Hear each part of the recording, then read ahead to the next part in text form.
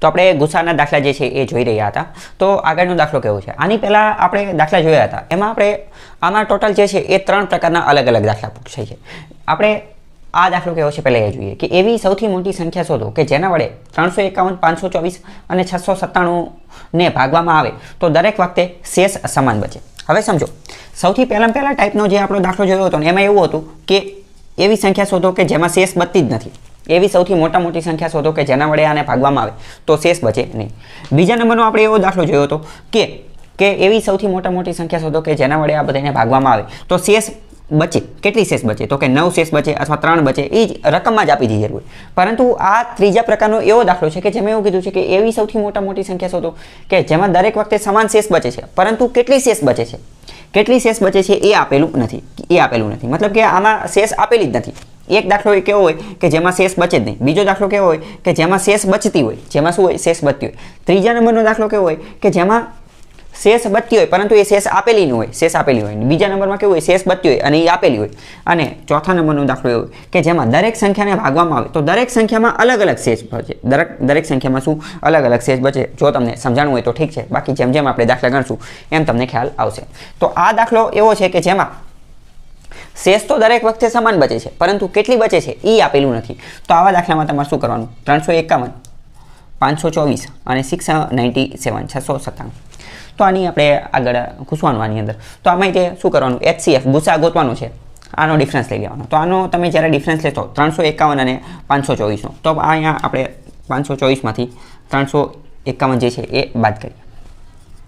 તો 4માંથી 1 જાય તો 3 અને આ 12માંથી 5 જાય તો 5 ને 2 7 અને 4માંથી 3 જાય તો 1. તો કેટલા આવશે? 173, 173.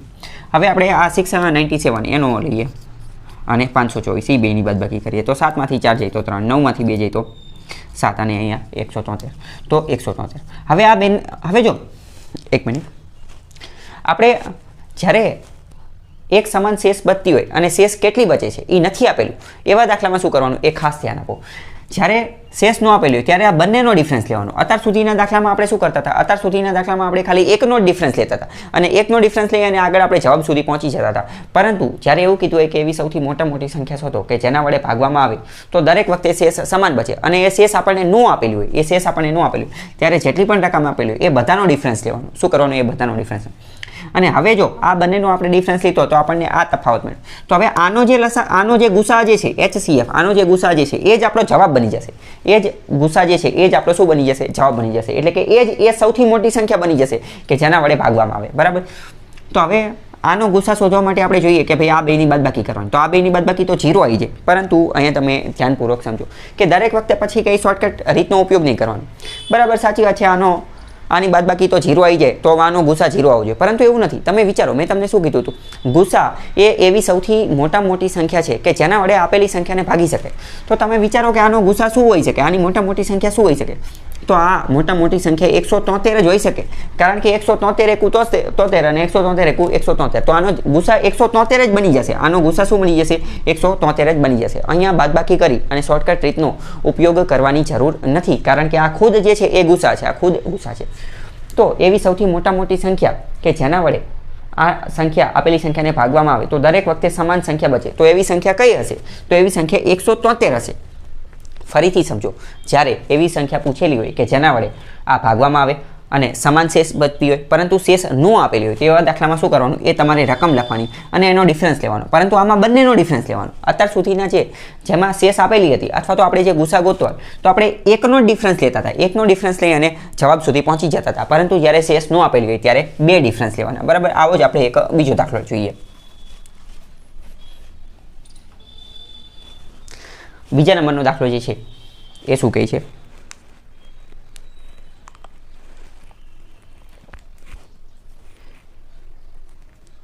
બીજા નંબરનો દાખલો છે કે એવી સૌથી મોટી સંખ્યા 25, 73 અને 97 છે. 25, 73 અને 97 કે એવી સૌથી મોટી સંખ્યા શોધો કે જેના વડે 25, 73 અને 97ને ભાગવામાં આવે તો દરેક વખતે સમાન શેષ બચે. પરંતુ શેષ કેટલી બચે એ આપેલું નથી. તો આપણે શું કરવાનું? 25, 73 અને 97. તો આવા કેસની અંદર આપણે આ બંનેનો ડિફરન્સ લેવો પડશે. તો 25 અને 73નો ડિફરન્સ લઈએ તો 25 અને 25 50 થાય. 25 + 50 કરીએ તો 75 થાય, પરંતુ અહીંયા 50 કરવાના નથી એટલે કેટલા આવશે તો કે 48 48 જે છે આનો ડિફરન્સ આવશે. આ બેનો ડિફરન્સ લઈએ તો 73 ને 10 83 83 ને 10 93 એટલે કે 20 e અને ઉપર જે બીજા જે છે એ 4 એટલે કે 24. આનો ડિફરન્સ જે છે આ બંનેનો ડિફરન્સ બાદબાકી જે છે એ કેટલું આવશે 24 આવશે. હવે શું કરવાનું, આ બંનેનો આપણે HCF એટલે કે ગુસા ગોતવાનો અને આનો જે ગુસા જે છે એ જ આપણો જવાબ બની જશે. એ જ શું બની જશે જવાબ. તો આનો ગુસા ગોતવા માટે શું કરવું જોઈએ તો કે આનો ડિફરન્સ લેવો પડે. તો આનો ડિફરન્સ કેટલો આવશે, આનો ડિફરન્સ 24 આવશે. હવે ચેક કરવાનું કે શું 24 વડે આ બંનેને ભાગી શકાય તો કે હા 24 દુ 48 અને 24 એકુ 24. તો આપણો જવાબ શું બની જશે, આપણો જવાબ તાત્કાલિક 24 બની જશે. આટલી પણ મહેનત કરવાની જરૂર ન હોય કારણ કે ત્યાં તો પરીક્ષામાં ઓપ્શન આપેલા હોય, ઓપ્શનના આધારે પણ તમે જે છે એ આગળ વધી શકો. બીજો દાખલો જોઈએ. બીજો દાખલો જે છે એ શું છે તો કે એમાં સંખ્યા શું આપેલી છે 1305 1305 પછી 4665 4665 અને 6905 6905 એવી સૌથી મોટી સંખ્યા શોધો કે જેના વડે આને ભાગવામાં આવે તો દરેક વખતે શેષ સમાન બચે. સમાન પરંતુ કેટલી સમાન એ આપેલું નથી. તો આપણે શું કરવાનું 1305 4665 અને 6905 આનો આપણે ડિફરન્સ લેવાનો. તો આનો આપણે હવે ડિફરન્સ લેવાનું ચાલુ કરીએ તો બાદબાકી કરીએ. ચલો આ 4665 એમાંથી આ 1305 ને બાદ કરીએ તો અહીંયા 0 આ 6 અને 46 માંથી 13 કાઢીએ અથવા તો આ 6 માંથી 3 જાય તો 3 અને 3 માંથી 4. ઓકે, તો અહીંયા શું આવશે 33 60 જે છે એ ડિફરન્સ આવશે. હવે આપણે આ બેનો ડિફરન્સ લઈએ કે 6905 અને 4665. તો આ 5 માંથી 5 જાય તો 0, આ 0 માંથી તો 6 જશે નહીં તો અહીંયા 10 મૂકીએ અને અહીંયા 8. તો 10 માંથી 6 જાય તો 4, 8 માંથી 6 જાય તો 2 અને 6 માંથી 4 જાય તો 2. તો જવાબ શું આવશે 2240 2240 જે છે એ જવાબ આવશે. હવે શું કરવાનું, હવે આપણે આ બંનેનો ફરીથી ડિફરન્સ જે છે એ લેવાનો છે કારણ કે આપણે શું કરવું પડશે, આનો જે છે એ ગુસા ગોતવાનો છે. તો આનો આપણે ગુસા ગોતીશું તો શું આવશે, આનો ફરીથી આપણે ડિફરન્સ લેવો પડશે 3360 અને 2240. તો આનો 2 1 અને 1 તો આનો શું આવશે 1120 જે છે 1120 એ આનો તફાવત આવશે. હવે સમજો કે 1120 જે છે એ જ આનો ગુસા બની જશે જો 1120 વડે આ બંને સંખ્યાને ભાગી શકાય. 1120 વડે જે છે એ આ બંને સંખ્યાને જે છે એ ભાગી શકાય. તો આપણે ચેક કરીએ કે ભાઈ ભાગી શકાય છે કે નથી ભાગી શકાતું. હવે જો અહીંયા તો 0 જ છે, અહીંયા 6 છે અને અહીંયા 2 છે. તો આપણને ડાયરેક્ટ ખબર પડી જોઈએ કે આનો કેટલા વડે ભાગ ચલાવવો પડે. તો 2 ના ઘડિયામાં 6 ક્યાં આવે તો કે 2 તરી 6 2 તરી 6. તો આ 1120 ને જે છે એ 3 વડે આપણે ભાગીએ તો આ 0 6 3 અને 3 તો 3360 બરાબર. તો 3360 નો તો કમ્પ્લીટ ખેલ ખતમ થઈ ગયો. હવે શું કરીએ, હવે આપણે અહીંયા 2 છે અને અહીંયા 4 છે તો 2 ના ઘડિયામાં 4 ક્યાં આવે તો 2 દુ 4. તો 1120 જે છે 1120 એને 2 વડે ચલાવીએ તો 2 4 2 અને 2 તો 2240 બરાબર. તો કે 1120 વડે આ બંને સંખ્યાને ભાગી શકાય છે એટલે આનો જે HCF આનો જે ગુસા જે છે એ 1120 જ આવી જશે. એટલે કે આ આખી જે સંખ્યા જે છે આ આખો જે દાખલો જે છે એનો જવાબ શું આવી જશે 1120 જે છે એ આપણો જવાબ બની જશે. અહીંયા આપણે ખાસ ધ્યાન રાખવાનું છે કે આમાં જવાબ શું આવશે 1120. પરંતુ ઘણી બધી વાર આ લોકો દાખલો કેવો પૂછતા હોય, દાખલો એવો પૂછતા હોય કે એવી સૌથી મોટી સંખ્યા શોધો કે જેના વડે 1305 4665 અને 6905 ને ભાગવામાં આવે તો દરેક વખતે સમાન શેષ બચે. દરેક વખતે શું બચે સમાન શેષ બચે. અથવા તો એવું કે અથવા દાખલો કઈ રીતે પૂછે, દાખલો એવી રીતે પૂછે કે એવી જે સૌથી મોટી સંખ્યા જે છે એ જે સૌથી મોટી સંખ્યા છે એ સંખ્યાના અંકોનો સરવાળો ગોતો. મતલબ કે એવી સૌથી મોટી સંખ્યા એવી કહી દે કે એવી સૌથી મોટી સંખ્યા n છે.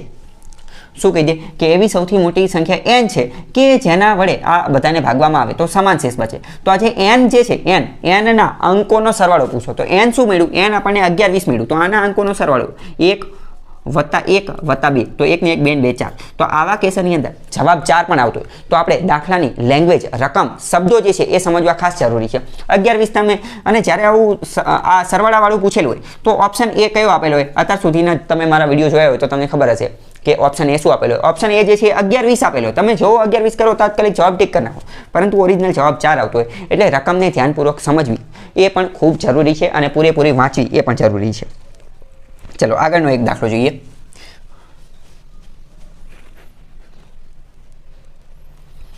ચલો હવે આપણે એ પ્રકારના દાખલા જોઈએ કે જેમાં શેષ અલગ અલગ બચતી હોય.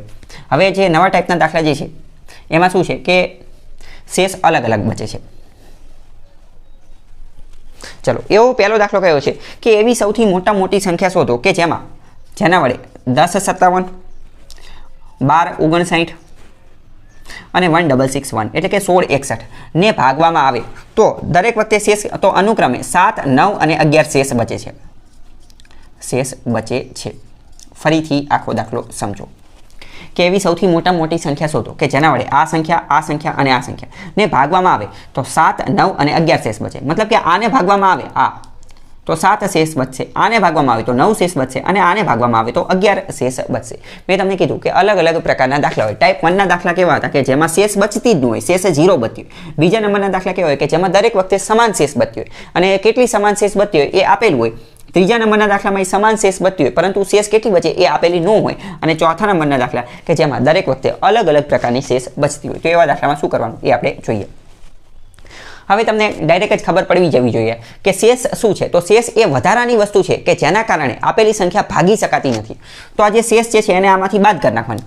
દરેકમાંથી શેષને બાદ કરી નાખવાની. 10, 57, 12, 5, 9 અને 16, 61. તો જેટલી શેષ બચે છે એને બાદ કરી નાખો. કારણ કે શેષ બાદ કરી નાખીશું પછી તો એ સંખ્યામાંથી એને બાદ કરી શકાશે. ફરીથી સમજો. શેષ એટલે વધારાની વસ્તુ. શેષ એવો વધારાનો ભાર છે. શેષ એવો વધારાનો ભાર છે કે જેના કારણે આપેલી સંખ્યા ભાગી શકાતી નથી. પરંતુ આપણે જો એ જે શેષ છે એને એમાંથી દૂર કરી નાખીશું તો પછી એને એ સંખ્યાને ભાગી શકાશે. તો અહીંયા શું બચશે? 10, 50. અહીંયા શું બચશે? 12, 50 અને અહીંયા શું બચશે? 16, 50. બરાબર. આવો કંઈક જવાબ જે છે એ બચશે. તો મતલબ હવે ખબર પડી ગઈ કે હવે આ જે સંખ્યા જે છે આને તો સંપૂર્ણપણે ભાગી શકાશે, નિશેષ ભાગી શકાશે. અત્યાર સુધી નહોતું ભાગી શકાતું. કેમ નહોતું ભાગી શકાતું? કારણ કે અત્યાર સુધી એની અંદર આ શેષનો ભાર હતો. શેષ લઈ અને એ બેઠું હતું. શેષ એની અંદર છુપાયેલી હતી એટલે ભાગી નહોતું શકાતું. પરંતુ હવે આપણે એ શેષને દૂર કરી દીધી, બાદ કરી નાખી તો હવે ભાગી શકાશે. તો હવે આપણે એવી સૌથી મોટી સંખ્યા ગોતવી હોય તો ફરીથી હવે આનું શું કરવાનું? HCF એટલે કે ગુસા ગોતી લેવાનું. હવે તમે ધ્યાનપૂર્વક જુઓ તો અહીંયા 50, 50, 50 ત્રણેયની પાછળ 50 છે. તો સૌથી મોટી સંખ્યા કઈ આવે? 50 જ આવે.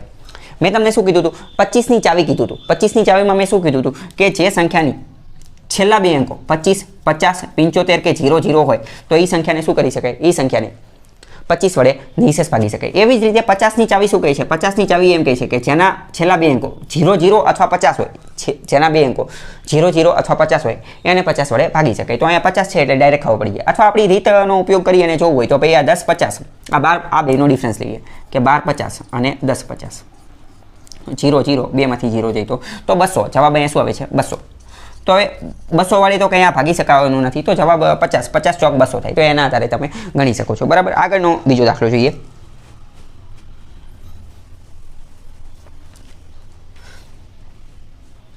આગળનો દાખલો શું કહે છે કે એ સૌથી મોટી સંખ્યા શોધો કે 63, 77 અને 112 આને જ્યારે ભાગવામાં આવે તો શેષ કેટલી બચે છે? શેષ 3, 5 અને 4 બચે છે. 3, 5 અને 4. તો ફરીથી સેમ એ જ વસ્તુ 63માંથી 3 બાદ કરવાના, 77માંથી 5 બાદ કરવાના અને 112માંથી 4 બાદ કરવાના. 112માંથી તો અહીંયા 108.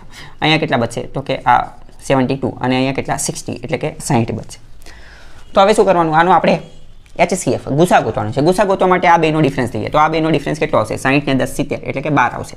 તો 12 વડે આને ભાગી શકાય તો 12 5 60, 12 6 72 અને 12 7 84, 12 8 96, 12 9 108.